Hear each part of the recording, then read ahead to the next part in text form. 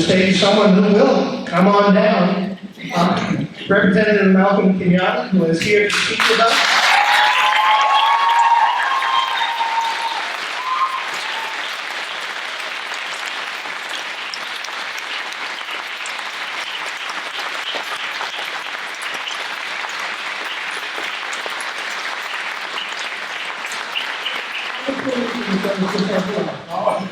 Will you be more comfortable with a handheld or a standing mic?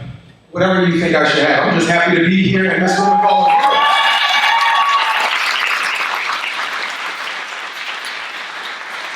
So I hope that you asked all the hard questions of my good friend Natalie Dean. But my name is Representative Malcolm Kenyatta, and I am happy to be here among people who love this country.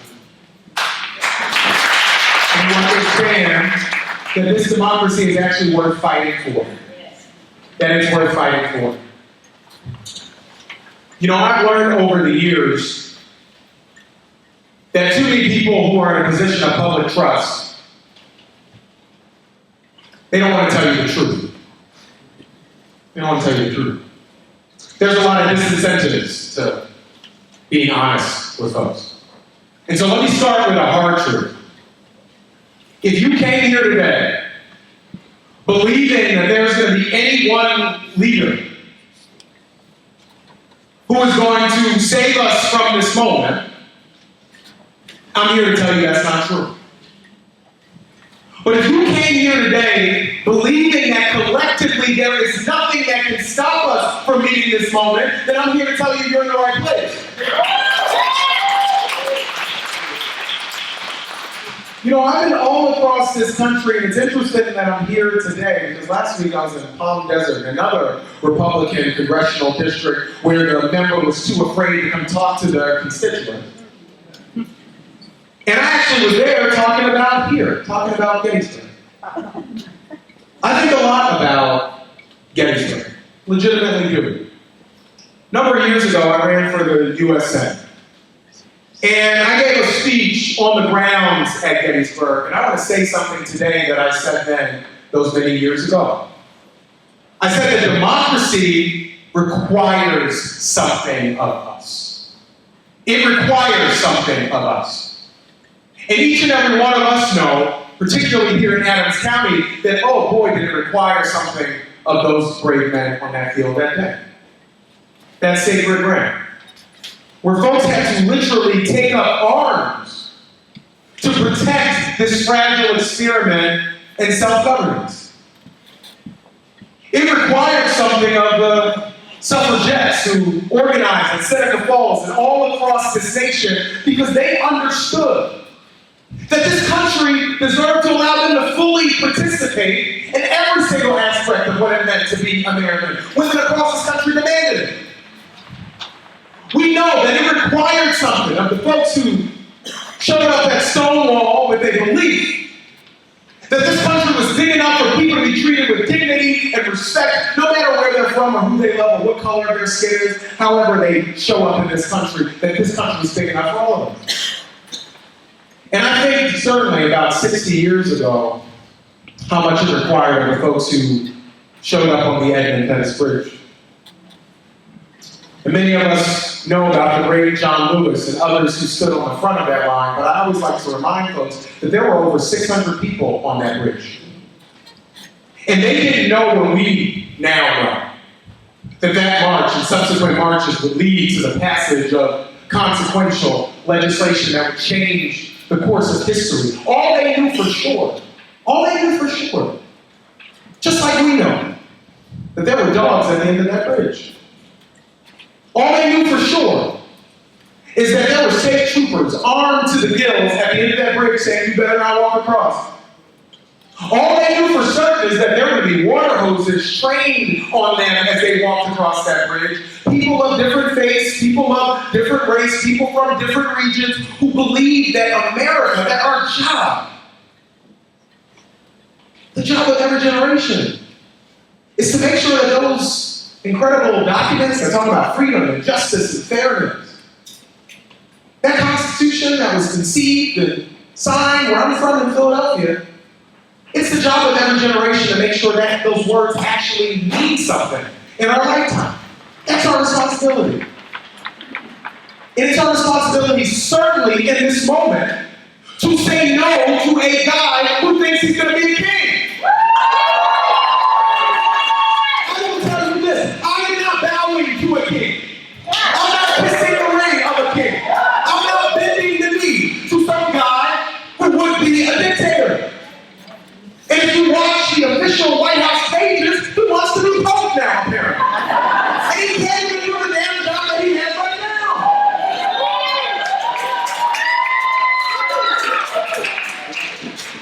So here's what I know to be true about this moment.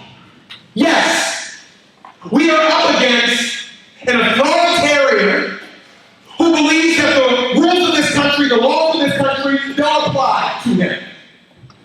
We are up against people who are so incompetent and so disrespectful to the service of those in uniforms that they put confidential war plans just on signal.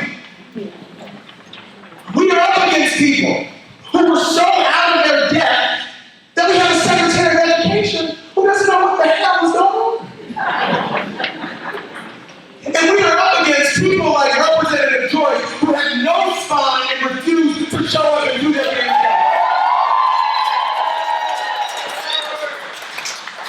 And I will tell you this, I know that they're trying to rip away health care for millions of Pennsylvanians, but let's be very clear, members of Congress have great health care. They have wonderful health care for themselves and for their families. And so this guy has the capacity to go like get a spinal implant if he needs one, I'm sure. But I will tell you, as someone who has run for office, it's hard work. And I don't know why the heck you would do all it takes to be a member of Congress, to then get there and just be a seat filler. To not fight for the people of Adams County. To not fight for the folks of Central Pennsylvania. To not stand up for our Constitution, for our values, for our laws. To not stand up for our military families. To not stand up for our farmers. To not stand up for our small business owners. What the hell are you there for? You know, they just get up, they stand up, they clap when he says, God, what the heck is that? But this is what I also know. That we have to be a party that welcomes everybody. And a party that is not driven in opposition to something, but a party that actually believes in something. Now, I know that this is like shocks folks when a black kid from North Philly goes everywhere and says this point, but I'm going to say it again, it shocks some of you. And most of you sit down so nobody will pass out. But I am not a Democrat because I hate Republicans. I'm going to repeat that. I am not a Democrat because I hate Republicans. I am not even a Democrat because I don't like the guy in the White House, and I don't. I'm a Democrat because when I look at my life, I see the fingerprints of folks who came before me, who understood their responsibility to make those words in our foundational documents mean something. I grew up in a working poor family in the heart of North Philadelphia. You know Temple University, you know exactly where I'm from. My dad was trained as a social worker right there at the university. One day he was lucky enough that this cute little thing named Kelly Kenyatta, my mama, walked in. Now, I always like to say this because it is fundamentally true. I hit the jackpot in that I got the best parents in the world. They were fantastic. Second only to your parents, who I imagine were wonderful people. But my parents, as great as they were, they did not like each other. And so what that meant for me is I moved a lot by the time I graduated high school in 5 or 6 different places. I got my first job at 12 years old washing dishes at a little restaurant. And what that job did was give my mama a little bit of wiggle room. And some of you know about needing wiggle room. Some of you know about what it means to be in that grocery store and get up to the counter and you have to start taking stuff out because the number is a little bit too high. Some of you know what it means about having to sit down with your family and say, we cannot afford to stay where we are anymore. So pack what you can because we have to go. Some of you know about it. Some of you know what it means to not have access to the type of health care that every single person in this country deserves. You know what we mean. And so as difficult as things were, we were able to get some things out of that grocery cart because Democrats fought for SNAP benefits. So that's why I'm a Democrat. As much as we moved around, we always had somewhere to go because there were Democrats that fought for the belief in affordable housing. That's why I'm a Democrat. As difficult as it was sometimes for my parents with their jobs, if they found themselves in between jobs, they had something called unemployment because Democrats fought for it. And I had health care because of a little program called CHIP that you may have heard of because Democrats fought for it. And so I get a little incredulous when people say, well, what do Democrats believe? I'll tell you what we believe. As Democrats, we believe that in this country, the greatest nation to ever exist, that you ought to be able to work one good, family-sustaining job. Just one. Not 2 and 3 and 4 and 6 jobs, but one good job. That job should afford you the ability to buy a home in a neighborhood that is safe. And that if you decide to have kids, that you get to walk out that front door and go to a public school that is fully funded. And that public school ought to put them in a position to either start that small business or go and get their own family-sustaining job. And that when they're off and living their life, Democrats believe that you ought to retire with a level of dignity and decency, and you ought to be able to do it in the same home where you raised your kids in the first place. That's what we believe. And Democrats believe in this idea that the government should make sure that you have food on the table, but they don't get to dictate who sits at it or what you talk about when you get to the table. That's your business. And it's so interesting to me that we have Republicans who told me they care about freedom, and all they want to do is be at your dinner table telling you what to talk about, what to discuss, who can be there, and what your family looks like. That's not the type of freedom that I believe in. I think if the government is not making your life better, they ought to leave you the hell alone. People say I'm libertarian now. They ought to leave you the hell alone. So here's what we have to do in this moment. I look forward to answering every single question that we can get to. The first thing we have to do, and it's a reason I talked about Gettysburg, I talked about Selma, I talked about Seneca Falls. But there is a reason that would-be autocrats and dictators try to go after history first. It's a part of a strategy. It's part of a strategy. It should be very clear, right? As dangerous as Donald Trump is, as feckless as folks like Joyce are, these folks are like not new when you think about the long arc of history. They're not new. Even Make America Great Again is not a new slogan. That's a recycled slogan with some recycled ideas from a recycled old man who was out of his damn depth in the White House.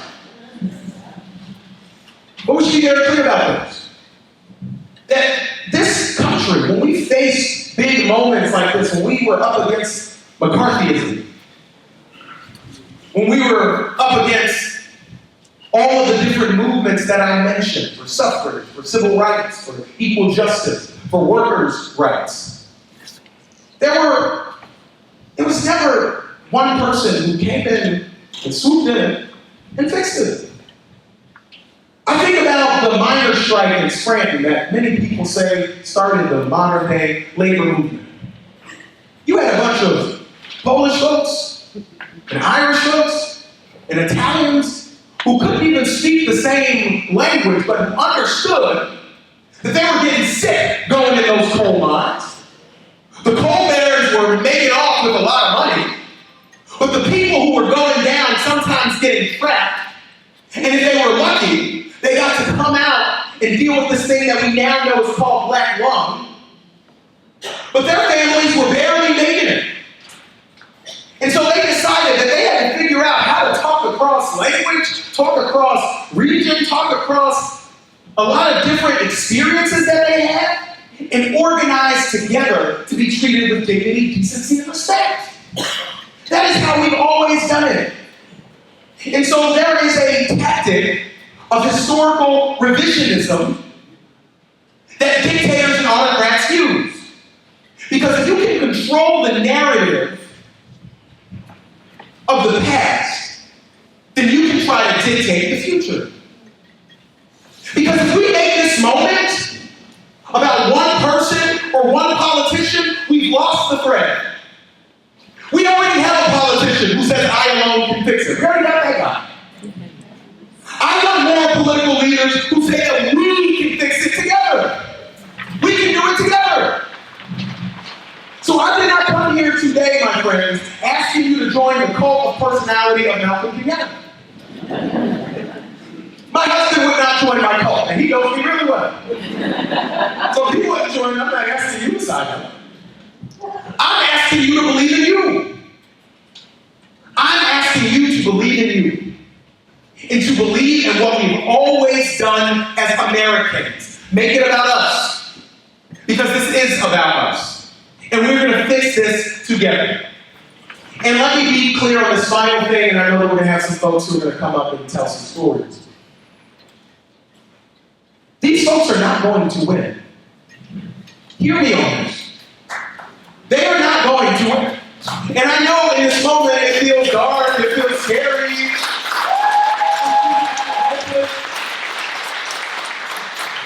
But when the history of this moment is written, it's going to be written about us. America is too big. It is too great to be ruled and broken down by one guy with a bad spray tan and bad hair. I promise.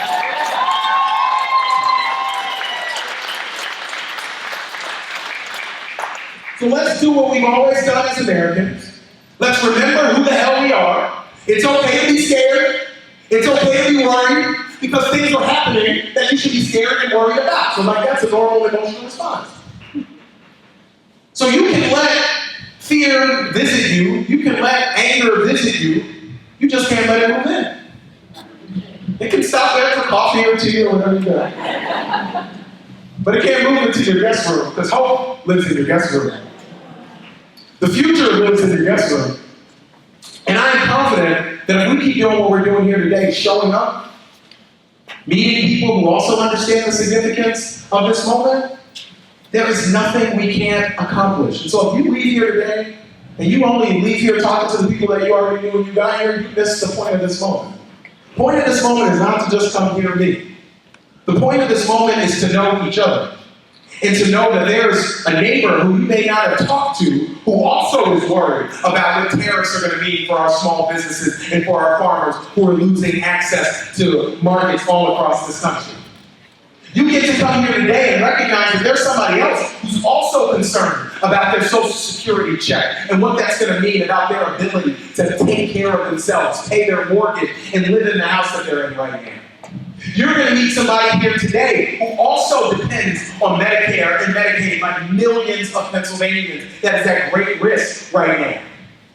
And if you meet each other, then you recognize that if you're not alone in this, then you recognize that there are things that we can do together to meet this moment. And we are going to meet this moment. And we're going to meet it in large part because of the incredible organizers. Please give them a hand, the organizers.